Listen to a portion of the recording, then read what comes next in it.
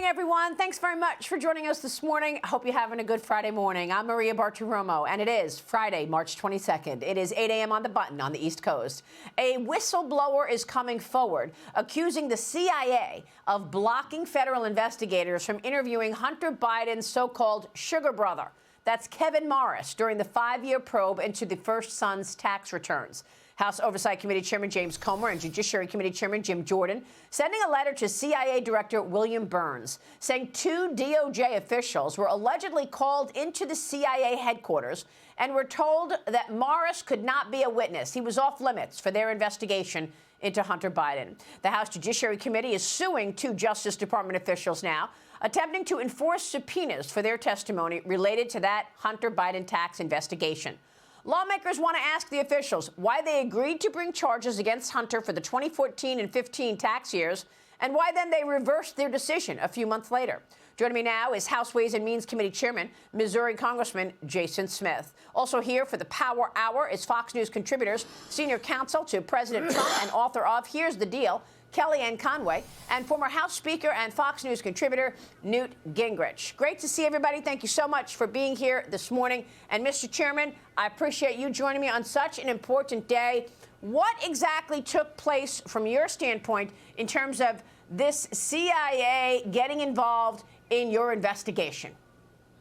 Maria, this new CIA whistleblower that came forward about the interaction with CIA and not allowing Kevin Morris as a witness only confirms, Maria, what our 2 IRS whistleblowers said.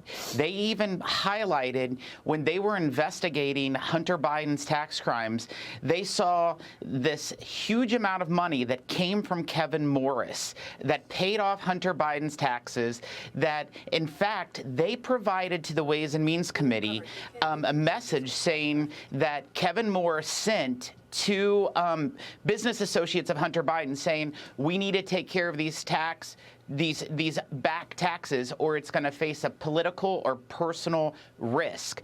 And the IRS investigators wanted to go into in the possibilities of a campaign finance crime at that point, but they were prevented to and stalled by higher-ups.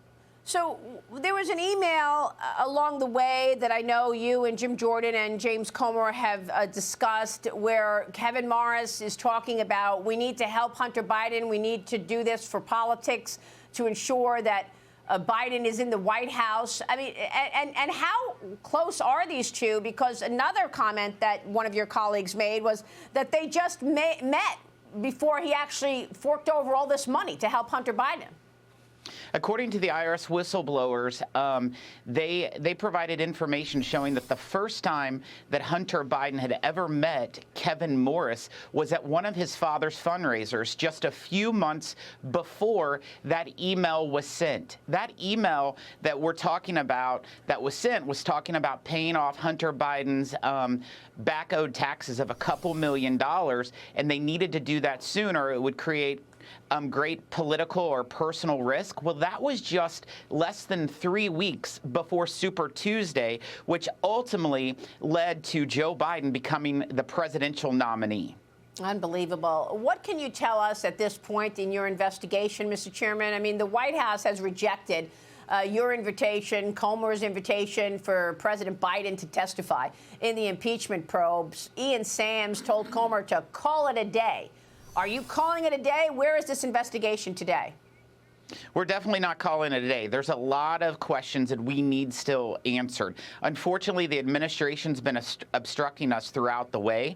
There's numerous emails that I want to see, especially what's in all the email aliases that was sent. In fact, 327 different email correspondence between Joe Biden, and Hunter Biden's business associates. We want to know what's in that. But the White House is not allowing those documents to be released just yet.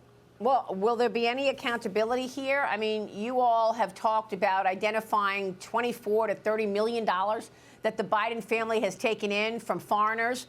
Tony Bobulinski, the Hunter Biden former business partner, shut down New York Congressman Dan Goldman during this week's hearing on the Biden family influence peddling.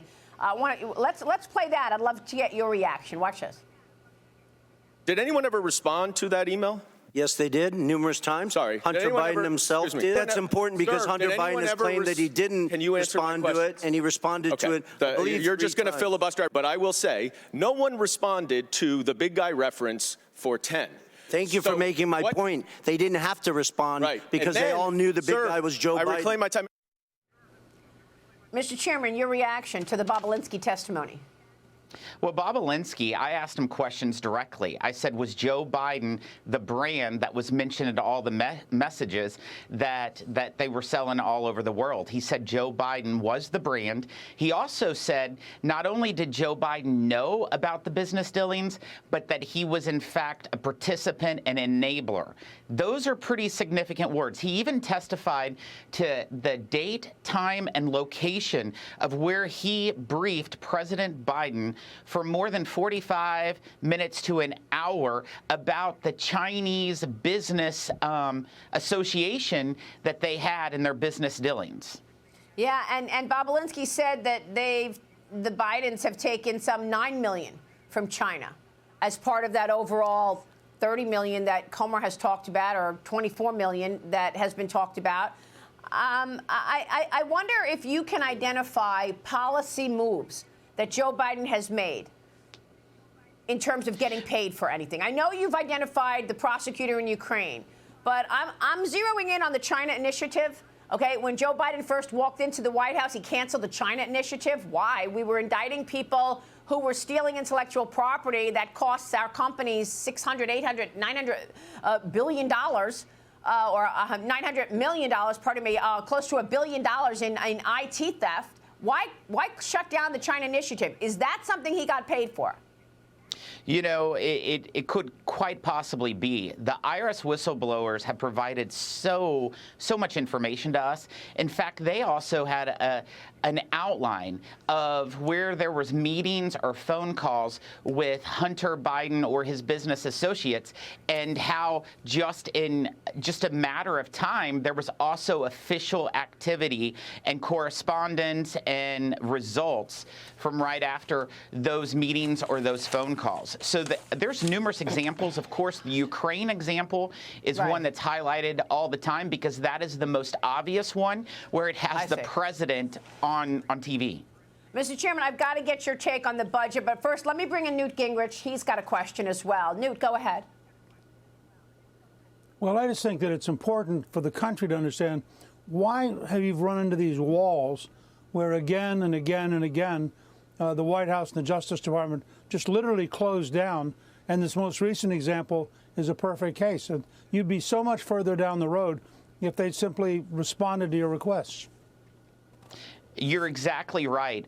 We would be leaps and bounds ahead of the way, Mr. Speaker, if the White House would just be cooperative. They have not been cooperative at any level in this investigation, and the Justice Department has not been cooperative. It's quite important to point out, once again, that the IRS whistleblowers highlighted numerous examples where the Justice Department prevented any leads that led to Joe Biden, and they said that this was so unusual from the normal course of investigations. Let me move on. By the way, A.G. Garland is very busy. He's vowing to fight voter ID laws right now. But let me move on to the budget, because this morning the House will be voting on that $1.25 trillion minibus government spending bill, including money for overwhelmed border agents. Speaker Johnson says it rescinds money from Biden's IRS budget and claws back unused COVID funds. Mr. Chairman, are you confident that we avoid a government shutdown? And I guess, you know, the question has to be asked in terms of where we are. I mean, it certainly looks like you're back at square one because the Republicans are not united. And this is the same issue that got Kevin McCarthy kicked out. You know, we'll avoid a government shutdown today. By no means would anyone want to be in the position that Speaker Johnson is right now. He is in a tough position. to lead this razor-thin majority in Congress. I'm happy that this bill, by all means, is not a perfect bill, but I'm happy that it's within the Fiscal Responsibility Act that was passed in May, meaning that we're going to save at least $1.5 trillion over the next 10 years.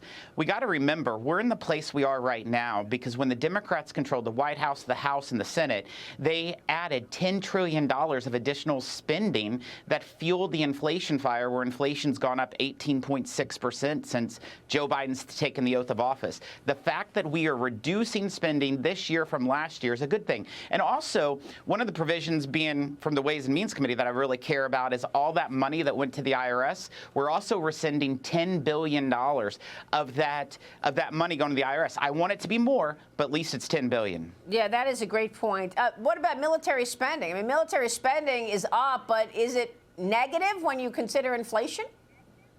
It's definitely very mixed. Some of our military hawks are not happy with the level of spending with the military. It goes up, I believe, $27 billion, which is not keeping up with inflation, but it does go up.